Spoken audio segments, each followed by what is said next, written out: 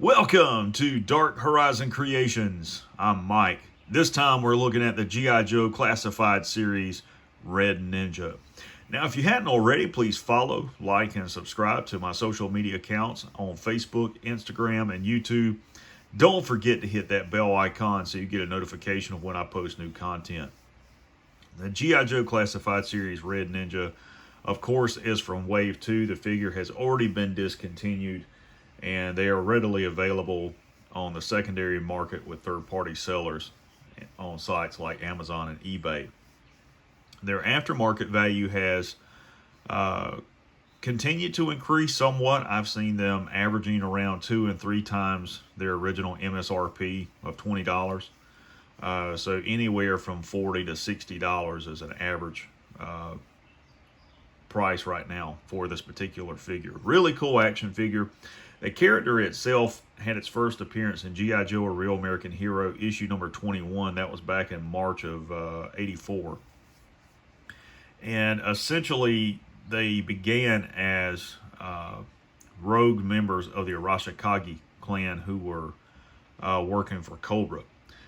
Over the years, there's been different iterations of their backstory and things like that, and the character itself has continued to evolve, and this current iteration in the Classified series is really unique. Now I want to take just a few minutes and give you some background information on the Ninja themselves so that you can kind of understand these characters. Ninja were essentially assassins. You know, many of them were farmers, peasants, unemployed samurai who had become disillusioned with the idea of serving a local shogun, a warlord, and simply wanted their freedom. Many others just were mercenaries for profit. And they would offer their services to a rival shogun, and they would infiltrate the enemy's compound by disguising themselves as a local peasant, farmer, servant, whatever, and looking for a job.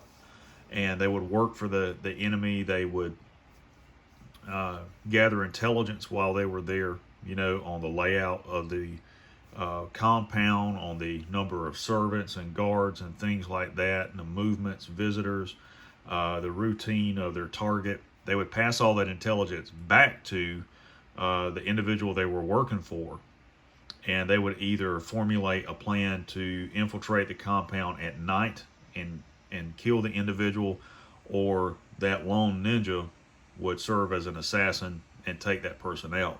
And really what they were doing was an early form of asymmetric warfare, because once a shogun was assassinated, the entire region was destabilized. If there wasn't a successor, and oftentimes it was the rival shogun employing the ninja that would move in with their forces, including large number of samurai, and subdue that region and take over. In popular media, and Hollywood and things like that, ninja are depicted as wearing black costumes and things like that. In traditional Japanese writings and historical records, the ninja are never shown wearing black. Essentially, what we've learned is that they would have a outfit called a Kuro Shozuka costume, and it was essentially their farmer's outfit, and it would be dyed with this blue dye, and they believed that would repel vipers.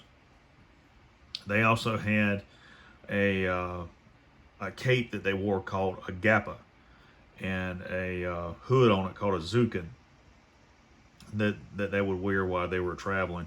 There has been some references that indicate that they possibly wore, what we would call the Shinobi Shozuka black outfit at night to conceal their movements and things like that. We also have some historical records that allude to them possibly using samurai armor as well as lightweight kusari, which is chainmail and small armor plates called karuta, that were placed in a katabira, which is a jacket. It's got armor plates hidden in the layers of cloth, and shin and arm guards, along with hoods that had metal reinforced in them. And that was really, the only armor that we have a historical record for. And the reason for them putting the armor plates in their clothing is, one, to conceal it, and two, an unsuspecting samurai that would encounter a ninja, if they attempted to strike them with a katana, the katana, of course, would cut the clothing, but it would hit the metal plate. Well, the sword would not penetrate that. And, of course, that would surprise the samurai, because they wouldn't be suspecting that. And in that split second, the ninja could retaliate. So I want to talk for just a second about the accessories that are included with this figure. Right here you see the Ninjato, which is a ninja short sword. Over here is the Nodashi, which is the long sword. These are called Kama, sickle-like weapons, Sai.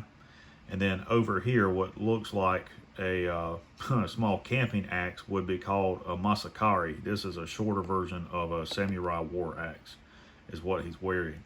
And of course, this red ninja does have armor on underneath his outfit. He is wearing armored tabi boots and a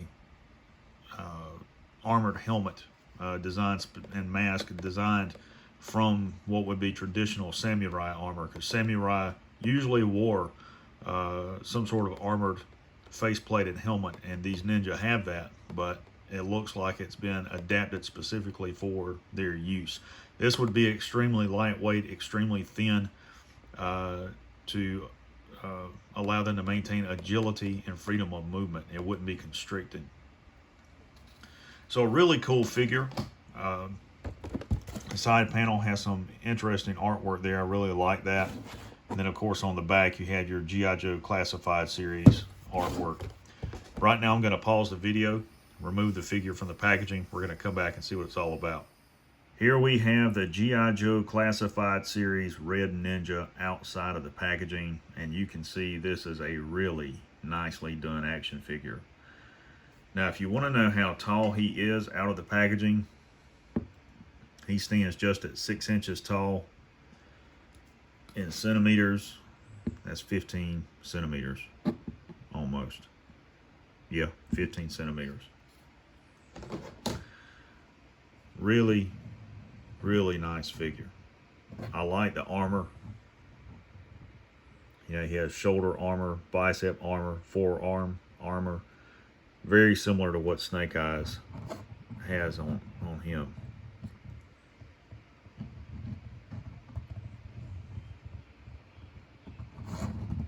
Really unique to see a 6-inch scale action figure as a ninja, and this design with the type of armor and things that he has. Even his tabi boots have armor over them, as well as shin armor.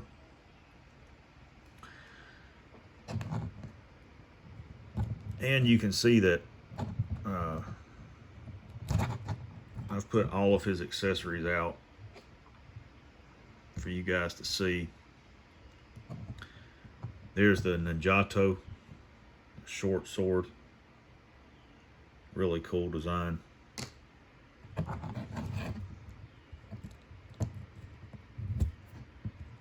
Here are the two Kama.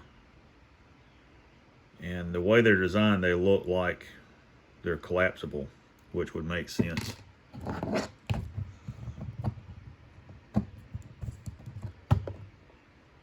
Here is the Nodashi, the long sword. And this is something that they would use in a large-scale conflict, or if they were riding a horse, they could use this, because you can see, with a Ninjato, was mostly around 2.5 feet in length, where a katana was normally around 3 feet in length. And the no dashi would have had a blade of about 4 feet in length. And the tooth sai.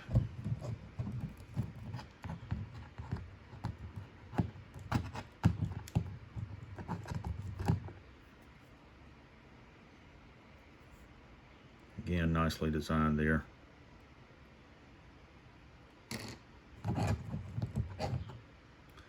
And this plugs into this port here. And if you purchase this figure and you don't know this already, the shoulder armor is all one molded piece of plastic, and you have to line it up with the port in his back. Otherwise, this won't go in.